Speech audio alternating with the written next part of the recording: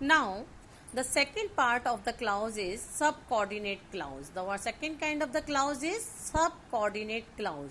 Subordinate clause क्या होता है?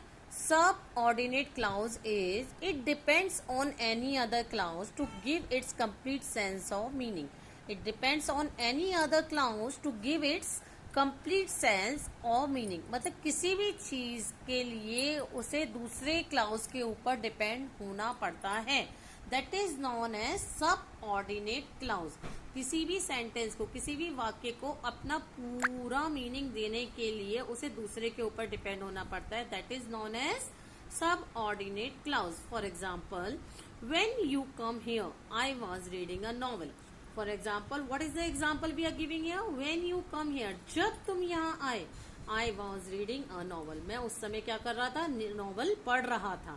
तो when you come here is the subordinate adverb clause. उसके अंदर क्या नजर आ रहा है? Adverb clause. Adverb मतलब क्रिया विशेषण, जिसमें क्रिया की विशेषता बताई जाए. क्रिया की विशेषता क्या है? कि वो यहाँ पे आया. क्या करा? वो आया. जैसे वो जब यहाँ आया, at that time I was reading the novel. Okay, fine. And now we can see that subordinate clause is of three types. Subordinate clause is of three types. One is noun clause, second one is adjective clause, and third one is adverb clause. Noun clause is that clause where it works as a noun in a sentence. How it works? It works as a noun in a sentence. For example, it is clear that you have made a mistake. It is clear that you have made a mistake. That you in this sentence you can say ये साफ है. It is clear that you have made a mistake. So what is the noun clause here? You have made a mistake. तुमने mistake की है is a noun clause.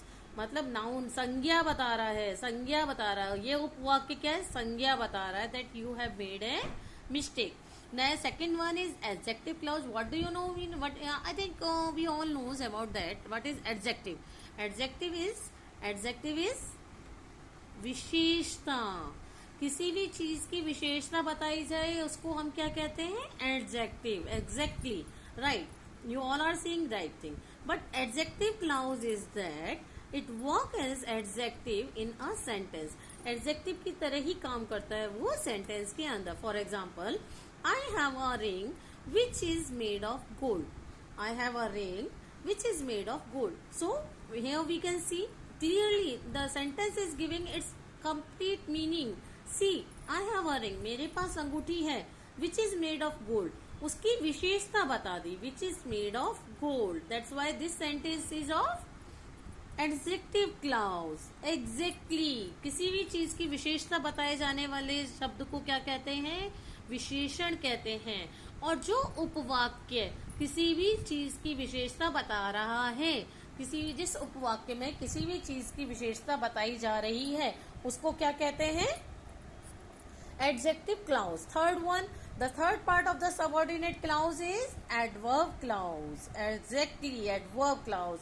Adverb means क्रिया विशेषण.